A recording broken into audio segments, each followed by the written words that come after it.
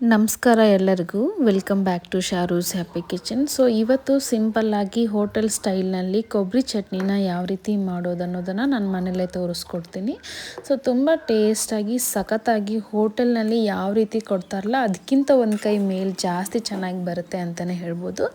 ಒಂದು ಸಾರಿ ನಾನು ಹೇಳೋ ಟ್ರಿಕ್ಸ್ ಆ್ಯಂಡ್ ಟಿಪ್ಸ್ನ ಫಾಲೋ ಮಾಡ್ಕೊಂಡು ಈ ರೀತಿ ಟ್ರೈ ಮಾಡಿ ಮನೆಯವರೆಲ್ಲ ತುಂಬ ಇಷ್ಟಪಟ್ಟು ತಿಂತಾರೆ.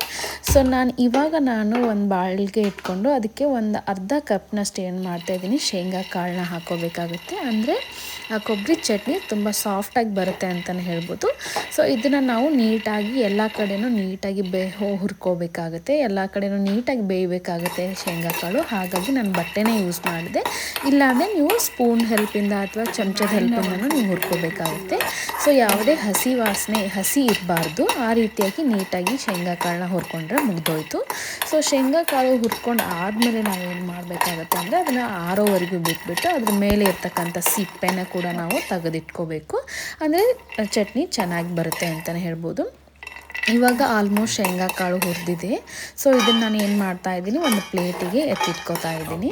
ಸೊ ಇದೇ ಬಾಳ್ಗಿಗೆ ನಾನು ಏನು ಮಾಡ್ತಾನೆ ಇದ್ದೀನಿ, ಒಂದು 5ರಿಂದ 6 ಮೆಣಸಿನ್ಕಾಯಿನ ನಾನು ಹಾಕ್ಕೊಂಡು ಅದಕ್ಕೆ ಒಂದು ಅರ್ಧ ಅಥವಾ 1 ಟೇಬಲ್ ಸ್ಪೂನ್ ಅಷ್ಟು ಆಯಿಲ್ನ ಹಾಕ್ಕೊಂಡು ಏನು ಮಾಡ್ತಾಯಿದ್ದೀನಿ, ನೀಟಾಗಿ ಈ ಹಸಿ ಮೆಣಸಿನ್ಕಾಯಿನ ನಾವು ಹುರ್ಕೋಬೇಕಾಗುತ್ತೆ.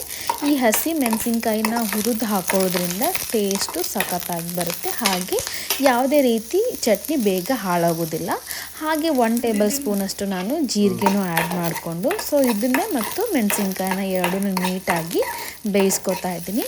ಇಲ್ಲಿ ನೋಡ್ತಾ ಇರ್ಬೋದು, ಇದೆರಡು ಇಷ್ಟು ನೀಟಾಗಿ ಬೆಂದರೆ ಸಾಕಾಗುತ್ತೆ.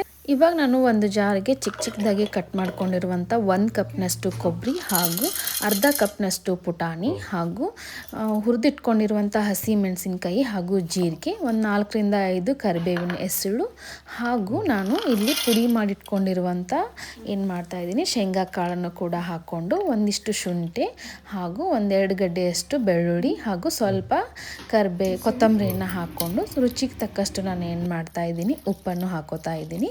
ಉಪ್ಪನ್ನು ಹಾಕ್ಕೊಂಡು ಸ್ವಲ್ಪ ನೀರು ಹಾಕ್ಕೊಂಡು ನಾವು ಪೇಸ್ಟ್ನ ಮಾಡ್ಕೋಬೇಕಾಗುತ್ತೆ. ಈ ಪೇಸ್ಟು ಇಷ್ಟು ಕನ್ಸಿಸ್ಟೆನ್ಸಿ ಆಗಿದ್ದರೆ ಸಾಕು, ಚಟ್ನಿ ಸಖತ್ತಾಗಿರುತ್ತೆ.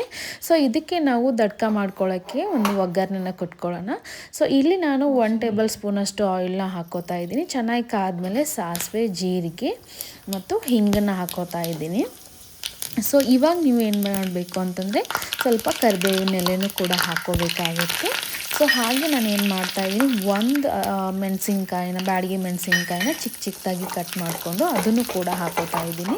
ಸೊ ಇವಾಗ ದಡ್ಕ ರೆಡಿ ಆಯಿತು. ಸೊ ಇದನ್ನು ನಾವೇನು ಮಾಡಿಕೊಂಡು ಡೈರೆಕ್ಟಾಗಿ ಕೊಬ್ಬರಿ ಚಟ್ನಿಗೆ ಹಾಕ್ಕೊಂಡ್ರೆ ತುಂಬ ಸಖತ್ತಾಗಿರುವಂಥ, ತುಂಬ ಟೇಸ್ಟಿಯಾಗಿರುವಂಥ ಕೊಬ್ಬರಿ ಚಟ್ನಿ ಮನೆಯಲ್ಲೇ ಮಾಡ್ಕೋಬೋದು. ಇದನ್ನು ನೀವು ಇಡ್ಲಿ, ದೋಸೆ, ಪೂರಿ ಯಾವುದಕ್ಕೆ ಬೇಕಾದರೂ ಹಾಕೋಬೋದು. ಸೊ ಗಾರ್ನಿಷಿಗೆ ನಾನು ಏನು ಮಾಡ್ತಾಯಿದ್ದೀನಿ, ಸ್ವಲ್ಪ ಕೊತ್ತಂಬರಿನೂ ಕೂಡ ಹಾಕ್ಕೊಂಡು ನೀಟಾಗಿ ಮಿಕ್ಸ್ ಮಾಡಿಕೊಂಡ್ರೆ ಹೋಟೆಲಲ್ಲೇ ಕೊಡೋ ಥರ ಕೊಬ್ಬರಿ ಚಟ್ನಿ ರೆಡಿ ಆಗುತ್ತೆ. ಸೊ ನಿಮಗೆ ನೀರು ಯಾವ ಪ್ರಮಾಣದಲ್ಲಿ ಬೇಕೋ ಆ ಪ್ರಮಾಣದಲ್ಲಿ ನೀರು ಹಾಕ್ಕೊಂಡ್ರೆ ಮುಗ್ದು ಹೋಗುತ್ತೆ. ಸೊ ನಾನಿಲ್ಲಿ ತುಂಬ ನೀರು ಬೇಡ, ತುಂಬ ಗಟ್ಟಿನೂ ಬೇಡ ಅಂದ್ಕೊಂಡು ಚಟ್ನಿ ಈ ರೀತಿನ ಮಾಡ್ಕೊಂಡಿದ್ದೀನಿ. ಒಂದು ಸಾರಿ ಟ್ರೈ ಮಾಡಿ ಹೇಗೆ ಬಂತು ಅನ್ನೋದನ್ನು ಕಮೆಂಟ್ ಮಾಡೋದನ್ನು ಮರಿಬೇಡಿ. ಹಾಗೂ ಯಾರೆಲ್ಲ ನನ್ನ ಚಾನಲ್ನ ಸಬ್ಸ್ಕ್ರೈಬ್ ಮಾಡಿಲ್ವಲ್ಲ, ದಯವಿಟ್ಟು ಸಬ್ಸ್ಕ್ರೈಬ್ ಮಾಡಿಕೊಂಡು ಚಾನಲ್ನ ವಿಡಿಯೋಸ್ನ ನೋಡಿ. Thank you. Bye. Have a nice day.